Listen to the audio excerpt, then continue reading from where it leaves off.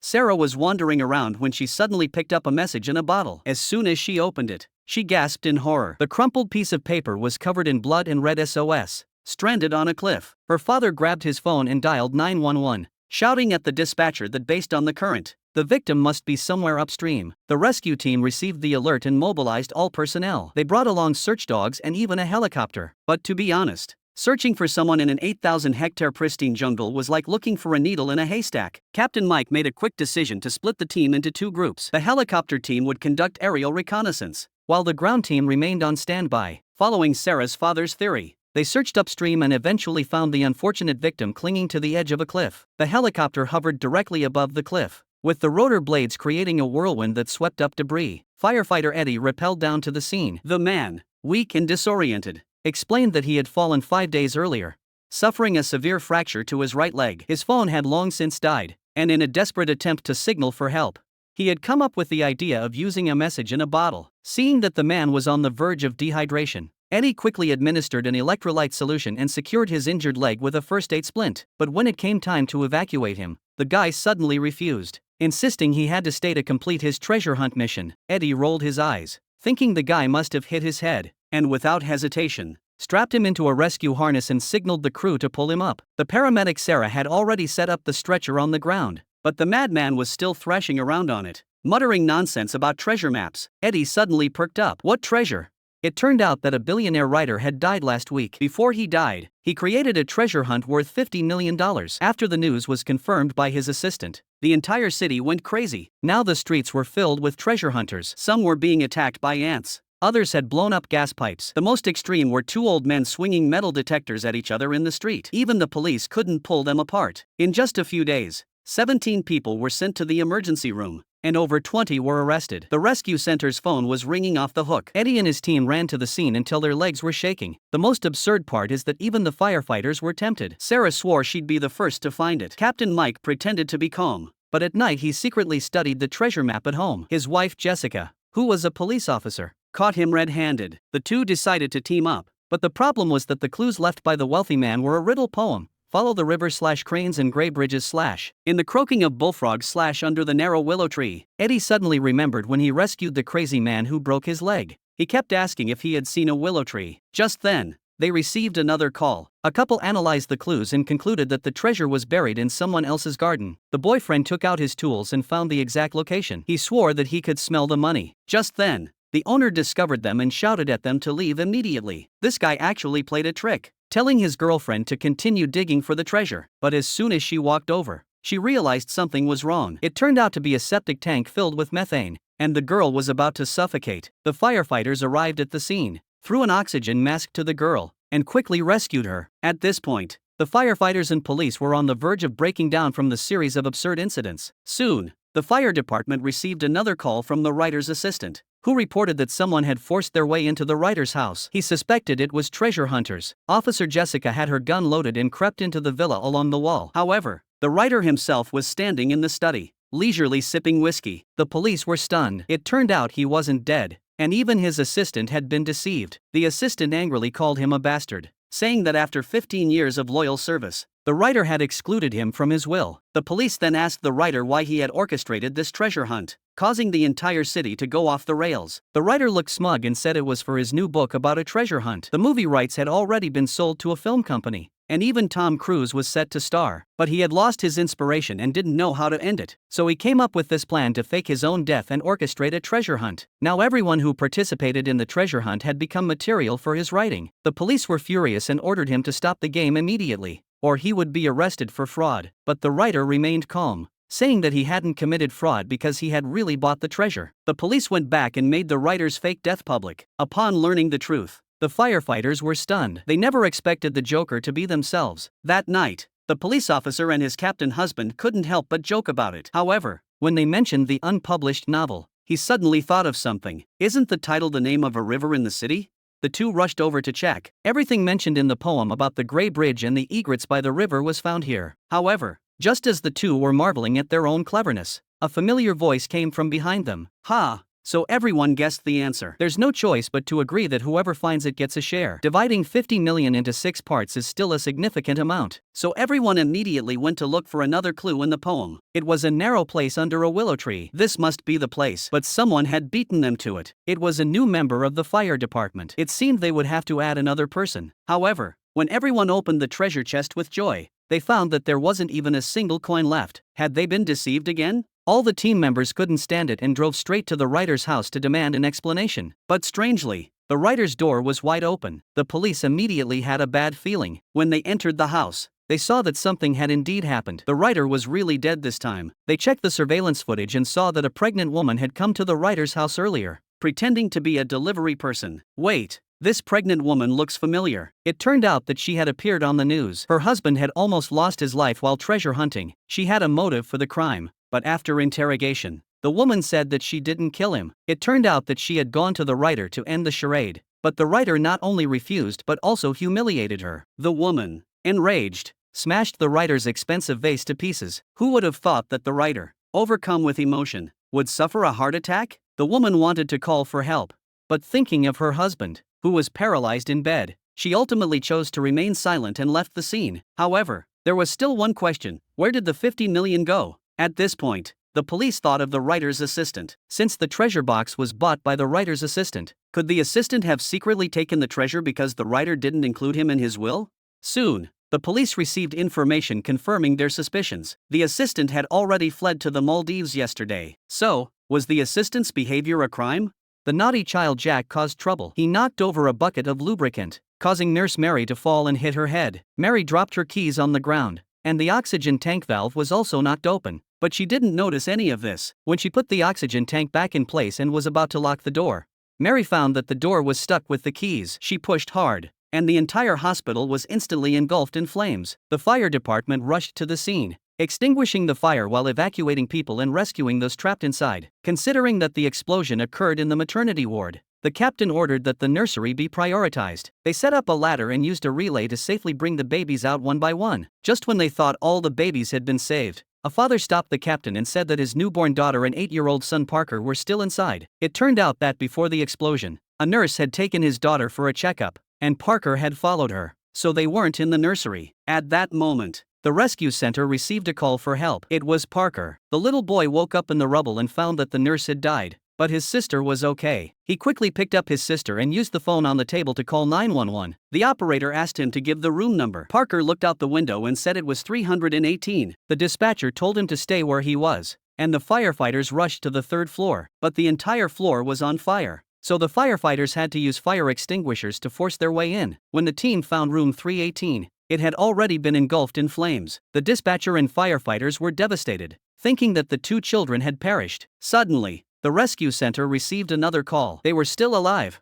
The firefighters were puzzled, but then one of them noticed the number on his hat. It turned out that Parker had seen 813 as a mirror image of 318. The firefighters rushed to room 813 and finally found Parker and his sister, who were unconscious. They had inhaled too much smoke, but they were taken to the hospital in time and survived. Just as everyone was breathing a sigh of relief, the captain received new information. In the operating room, Dr. John was performing surgery on a brain tumor patient. At that moment, only 15 minutes remained in the surgery. If it were interrupted now, the patient would certainly die. Dr. John decided to stay behind alone to complete the surgery and ordered everyone else to evacuate. However, unexpectedly, all the medical staff chose to stay and fight alongside him. The captain immediately mobilized his team to guard the operating room. The firefighters fought desperately against the raging fire, managing to buy precious time for the surgery. Everyone outside prayed silently. In the end, the race against death was won, and the surgery was successfully completed. Through the joint efforts of everyone,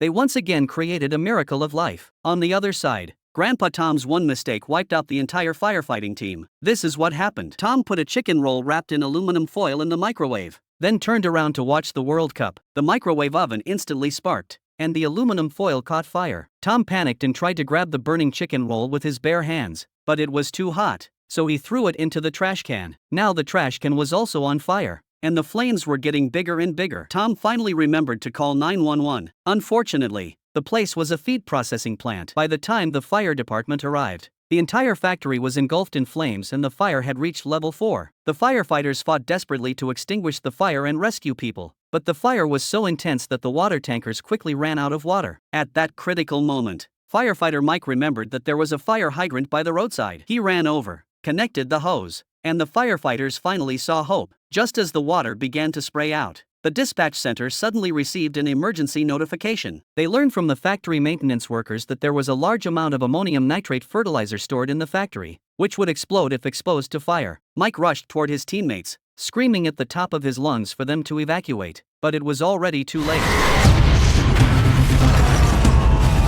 The dispatcher called urgently, but there was no response. With a deafening explosion, all 12 members of the 126 ladder team were killed, except for Mike, who was outside connecting the hose. Half a year later, the new captain, Robert, stood in front of the 126 fire station with his son, looking at the flowers and photos on the ground. His thoughts were in turmoil. The government decided to rebuild the team, but everyone opposed it, including the sole survivor, Mike. The fire station still retained the scene from the night of the accident 6 months earlier. Rebuilding the fire department was undoubtedly a huge pressure, as it would inevitably face opposition from the public still mourning the victims. However, after much deliberation, Captain Robert resolutely decided to renovate the fire station and begin recruiting new members. He believed that after the tragedy, people needed a fresh start. Among the people he recruited was Mike, the sole survivor of the disaster. Captain Robert hoped Mike could start anew and not dwell on the past. But clearly, Mike wasn't ready to return to duty, and he suffered from post-traumatic stress disorder. This caused him to completely break down. Mike berated him for rebuilding the 126 ladder squad,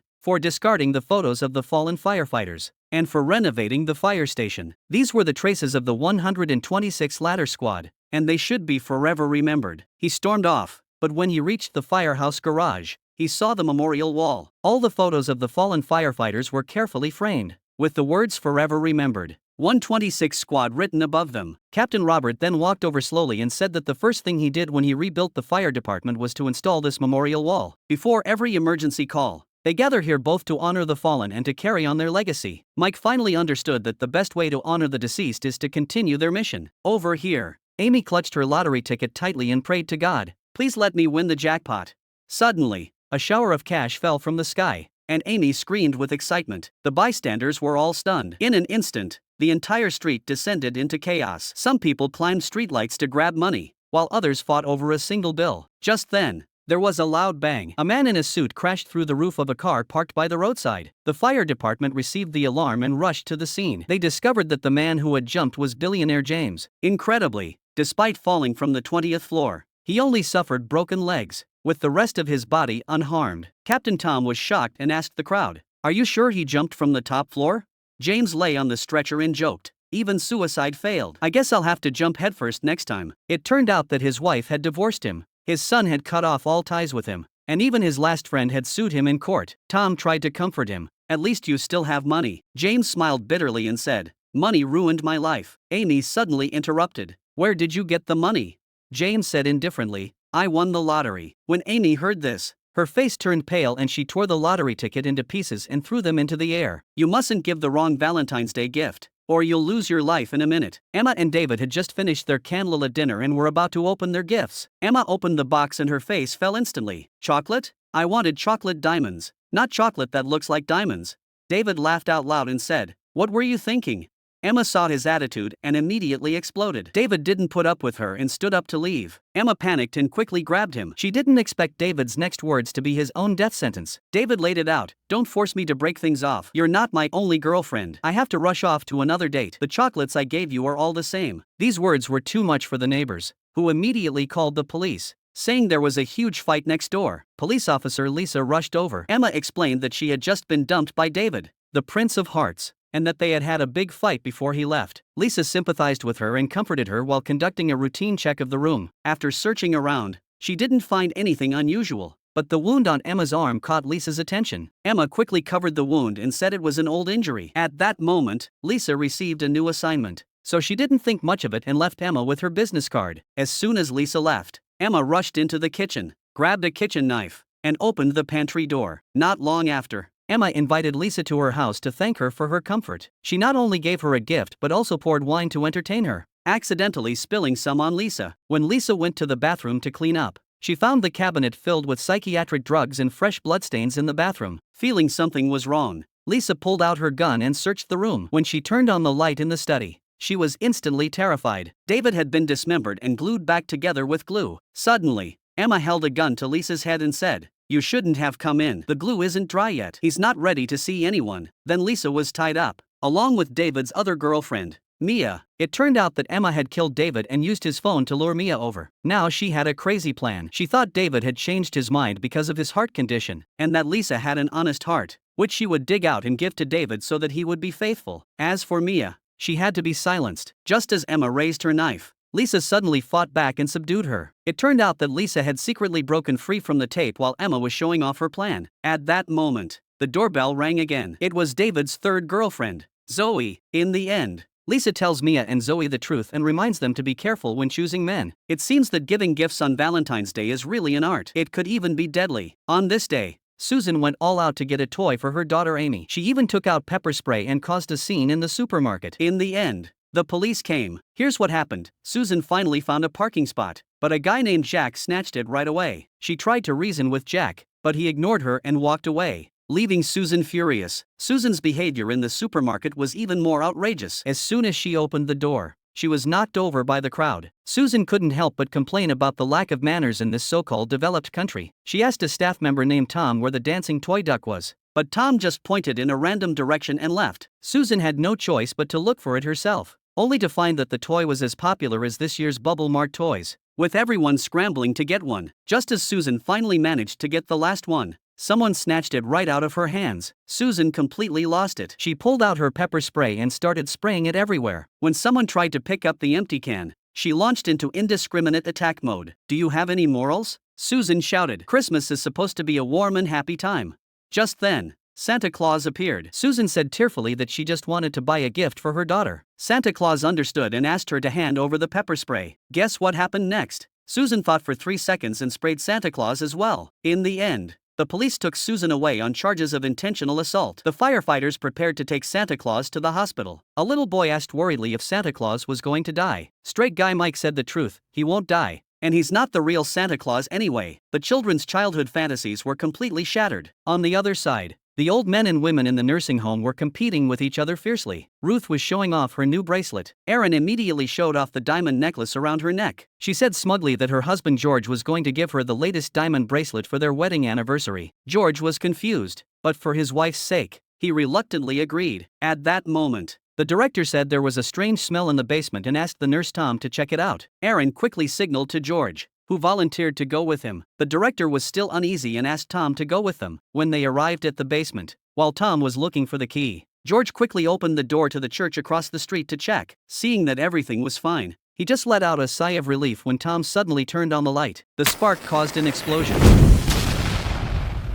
The fire department rushed to the scene and began extinguishing the fire and rescuing people. Fortunately, no one was killed, but Tom was stabbed in the stomach by a piece of wood. This guy actually pulled the stick out himself and almost bled to death. The team doctor had a hard time stopping the bleeding. George's butt was fractured, and he was given painkillers and carried onto an ambulance. The firefighters discovered that using water to extinguish the fire was useless. Instead, the fire turned into a strange pink color and burned even more fiercely. They switched to carbon dioxide and finally put out the fire. Captain Jack discovered the drug-making equipment and chemicals and immediately called the police. Erin tried to make excuses, but George, who had been given painkillers, spilled the beans. It turned out that Erin was so obsessed with keeping up appearances that she went to extreme lengths to make drugs. Meanwhile, another unlucky guy had 2 Doberman dogs suddenly burst into his house and start chasing him. He quickly called 911 for help. Firefighter Mike arrived at the scene and saw that the dogs were aggressive, so he didn't dare to go in directly and instead directed the situation from the doorway. The guy tried to use a water hose to spray the dogs, but Mike immediately stopped him, saying that this would make the dogs even more aggressive. He told him not to make any aggressive movements or make eye contact with the dogs. At that moment, female officer Sarah happened to pass by. Seeing the hamburger in her hand, she suddenly had an idea. Sarah first threw the 2 hamburgers on the ground,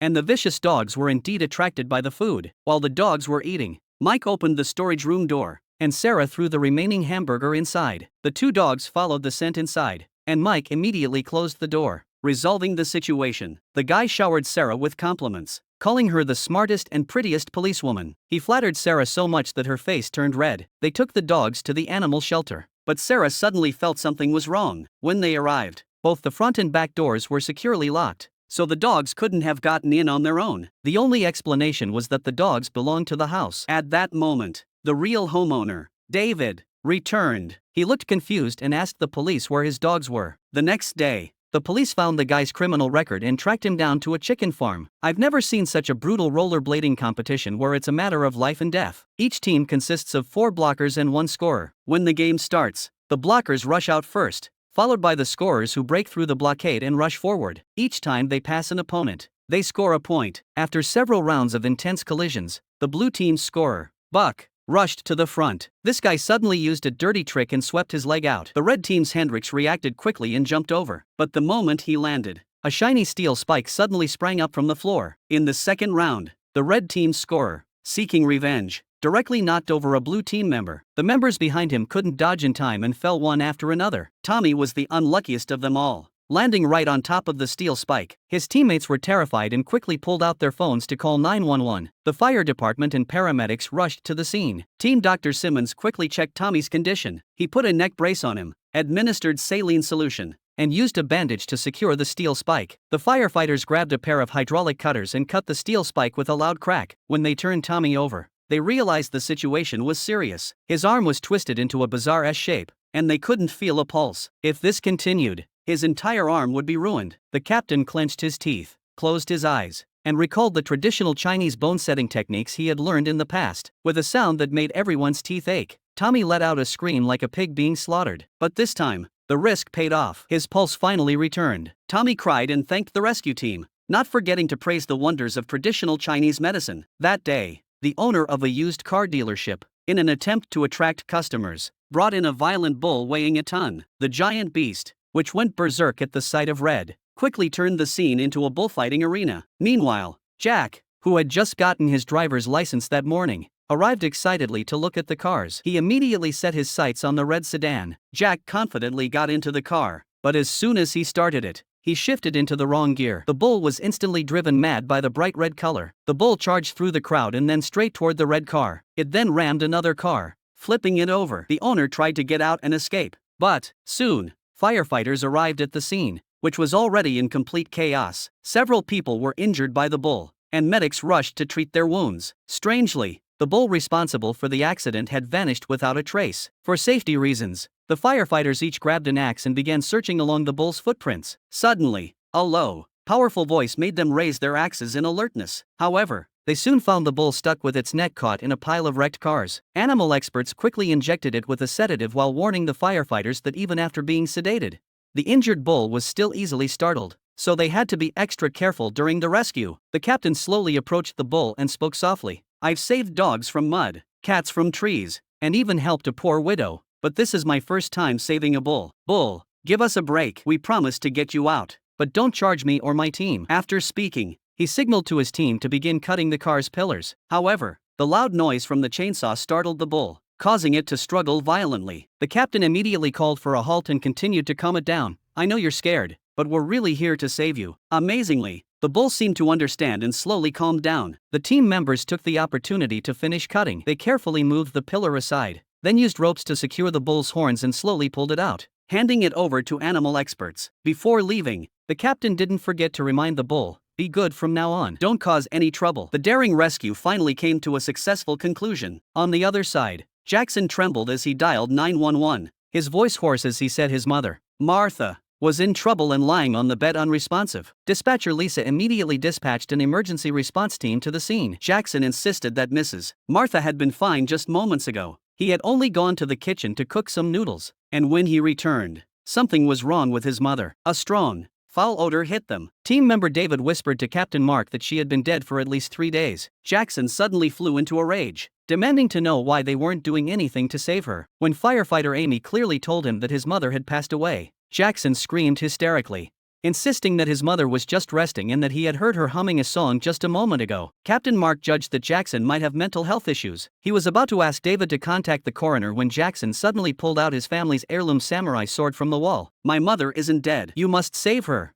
Jackson's eyes were red as he swung the sword, its blade glinting dangerously in the light. Mark immediately changed his strategy. He pretended to recheck Martha's pulse and told Amy to prepare the sedative while signaling David to quietly take out the defibrillator. Mark said calmly, "We need to perform CPR on Mrs. Martha. Please turn away first." He secretly set the defibrillator to 300 joules. Just as Jackson turned around, David and another team member pounced on him and wrestled the samurai sword away. Amy quickly injected Jackson with the sedative. Pinned to the ground, Jackson's first reaction was to look at his mother. He couldn't understand why these emergency responders were letting her die. He cried in despair. Perhaps he would never understand the meaning of death. But in that moment, Jackson knew he would never see his mother again. That day, Jackson, a mischievous kid, was bored at home. When he saw his friends having a snowball fight, he couldn't resist. He called his mother, Lisa, begging her to let him go out to play. But she refused. After all, he had asthma. Bored, Jack played video games to pass the time. Suddenly, the power went out, and he couldn't sit still anymore. He sneaked out of the house, but forgot to bring his asthma inhaler. He ran to the lake and found that his friends were all going home. Unwilling to give up, Jack started playing ice hockey on the ice. But as he played, his asthma suddenly attacked. He bent over in pain. The ice cracked, and he fell into the ice hole with a splash. As Jack struggled in the water, a turtle swam over and covered him. Uncle Tom, who was passing by, saw a turtle on the ice. He picked it up and was shocked to find a child under the ice. Tom quickly told his wife Mary to call 911. The nearest ambulance rushed to the scene. The paramedics didn't have any professional ice-breaking equipment, so they improvised by using a laryngoscope as an ice pick and tied a sheet to it to crawl over. Mark, one of the team members, noticed that Jack wasn't moving, so he frantically chiseled through the ice to break the surface. Just as they were about to rescue him, there was a loud crack, and Mark also fell into the icy water. The team members on shore frantically pulled the bedsheets and finally managed to pull both of them out. At this point, Jack was completely frozen, with no breathing or heartbeat. The medical staff immediately performed CPR. An arterial catheter was inserted, and an extracorporeal membrane oxygenation (ECMO) machine was activated to oxygenate the blood. Everyone prayed. A few minutes later, Jack finally coughed up a mouthful of water, and his heartbeat returned. When Jack woke up, he regretted it deeply. He should have listened to his mother. This story teaches us that children should obey their parents, never forget their asthma medication, avoid playing on ice, and even turtles can be lifesavers.